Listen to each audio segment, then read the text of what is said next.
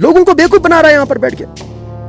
आपको अगर आप सच्चाई नहीं बता सकते हो तो आप झूठ तो मत बोलो ना, देश को बेवकूफ मत बनाओ। सच्चाई को, हमारे दुख दर्द को, हमारी जमीन जो छीने जाने वाले हकीकत को छुपा रहा है। ऐसे हालात में देश की मीडिया देश को क्यों गुमराह कर रहा है, देश को क्यों झूठ बोल रहा है। तो आप सेना को दोष देना चाहते हो, आप फिर आप बोलते कि राष्ट्रवाद की बात करते हो आप। ये सरकार पर सवाल नहीं होता है, ये सेना पर ही सवाल होता है, क्योंकि पेट्रोलिंग की ड्यूटी सरकार की नहीं होती है, सेना की होती है।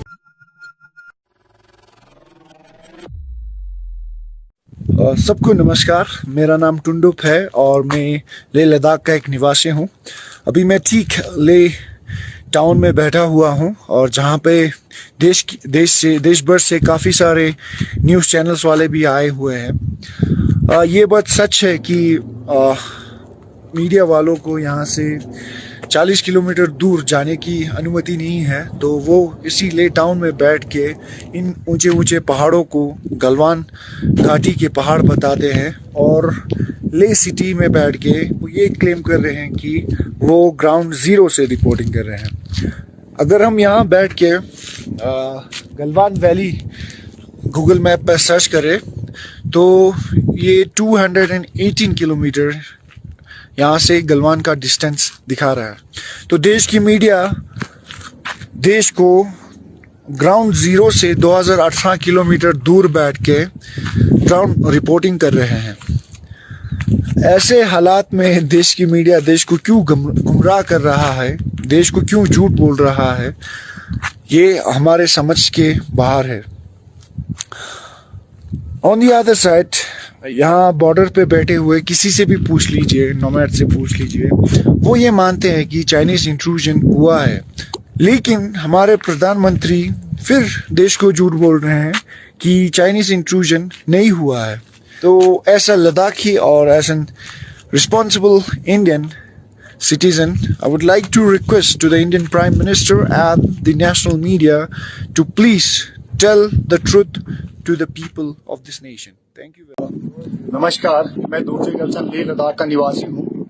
सबसे पहले तो इस झड़प में जो हमारे कर्नल समेत 20 जवान शहीद हुए हैं, उनको और उनके परिवारों को श्रद्धांजलि अर्पित करना चाहूँगा और उनके घर परिवार वालों को सैल्यूट करना चाहूँगा।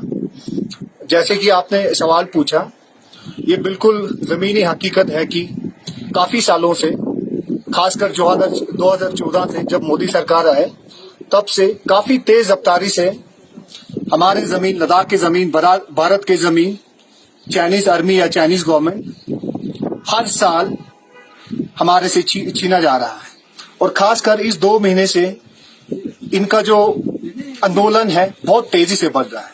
और बदकिस्मती की बात यह है कि नरेंद्र मोदी जी इस सच्चाई को छुपा रहा है और उनका रक्षा मंत्री, प्रेजेंट यूनियन गवर्नमेंट का रक्षा मंत्री कुछ और कह रहा है, नरेंद्र मोदी जी कुछ और कह रहा है।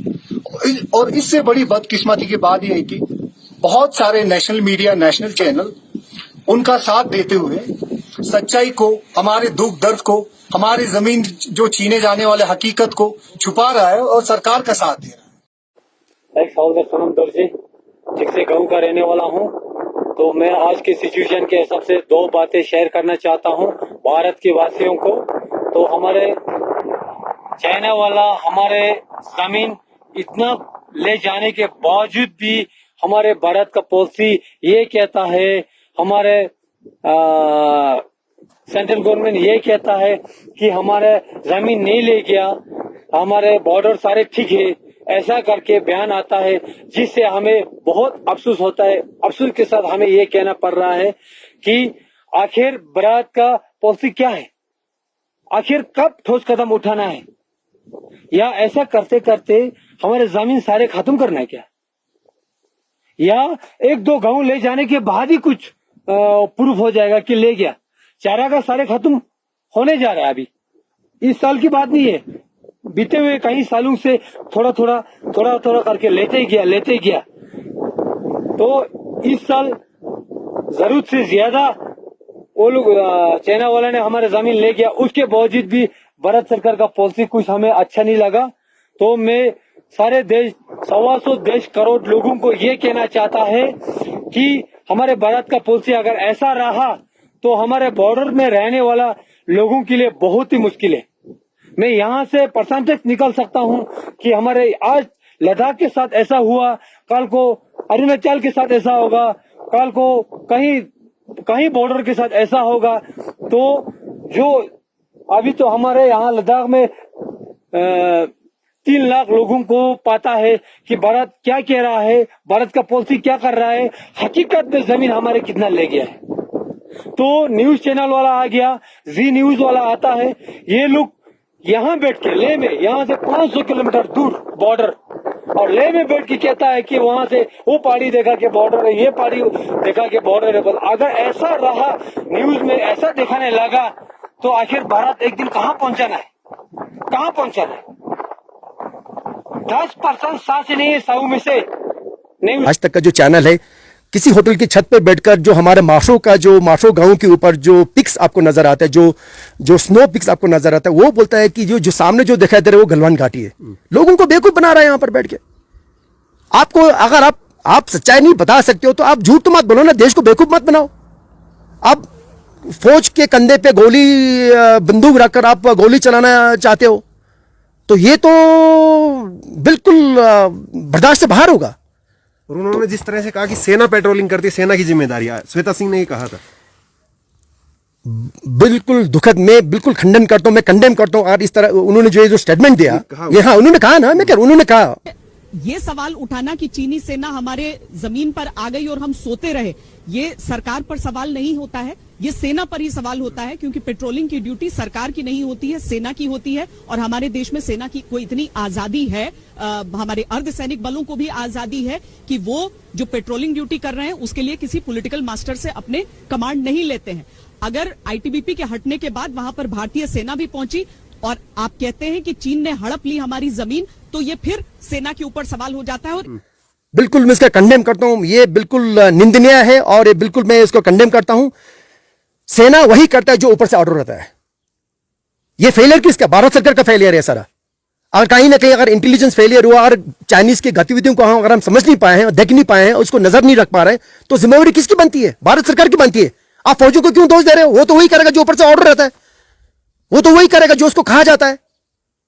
तो आप सेना को दोष देना चाहते हो आप, तो ये तो बिल्कुल नहीं चलेगा। ये इस तरह से आप देश को बेवकूफ बनाना चाहते हो, फिर आप बोलते हैं कि राष्ट्रवाद की बात करते हो आप सेना को इल्जाम देते हो। कल देखिए, आप देखो क्या हो रहा है वहां पर। जो 20 जवानों ने जो शहादत दी, उसमें कई सारे रेजिमेंट के लोग हैं, बिहार रेजिमेंट के, वहां पर कुछ हमारे सिख रेजिमेंट के भी लोग, उन्होंने भी शहादत दी। अब एक ही रेजिमेंट का नाम लिया जा रहा है। मैं कहता हूं एक नीचे से लेके ऊपर तक, जो फौज के जो ट्रक ड्राइवर से लेके ऊपर तक, सबका उसके अंदर योगदान है। सबने बलिदान दिया, सबने देश के लिए मर मिटे हो। शहादत सबको देनी चाहिए, शाबाशी सबको मिलनी चाहिए, ना कि एक रेजिमेंट को। तो इस तरह से सेना के कंधे पे बंदूक लगकर आप कुछ और मकसद हासिल करना चाहो, तो ये बहुत दुखद बात है। और मीडिया, जो मेन स्ट्रीम मीडिया है, अगर वो आप ऐसा करने लगोगे, जिस तरह से आप बोल रहे हो कि ये सेना की गलती है, बाकी जो एडमिनिस्ट्रेशन का मतलब भारत सरकार की जिम्मेवारी नहीं है, तो ये बहुत गलत है और मैं इसका बहुत जोर से मैं खंडन करता हूं।